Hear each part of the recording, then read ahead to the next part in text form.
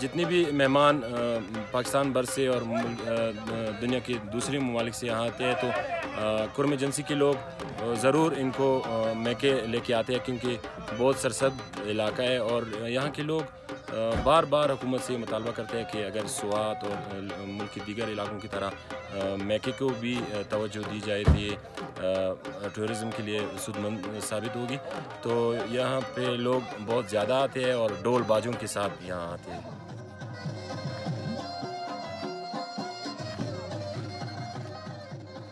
جہاں پہ ہم ابھی کھڑے ہیں یہ میکے کا علاقہ ہے،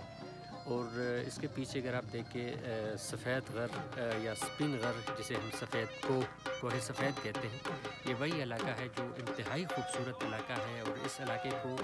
اگر آپ تھوڑی سی توجہ حکومت دے دیں تو میرا خیال ہے کافی پوٹینشیل ہے یہاں پر ٹورزم کو ڈیولپ کرنے کے لیے. اس کے علاوہ میری دائیں سائڈ پہ اگر آپ دیکھیں تو یہاں پر شلوزان کا علاقہ ہے، اور شلوزان مشہور ہے، ایک ٹورسٹ ریزارٹ ہے جہاں پر کافی سارے لوگ آتے ہیں ٹورزم کے لیے. اور یہاں کی آب و ہوا کو اگر آپ دیکھیں تو اتنا ریفریشنگ ہے اور اتنا ریفریشنگ ٹچ آپ کو دیتا ہے کہ آپ کا دل و دماغ جو ہے وہ تازہ ہو جاتا ہے.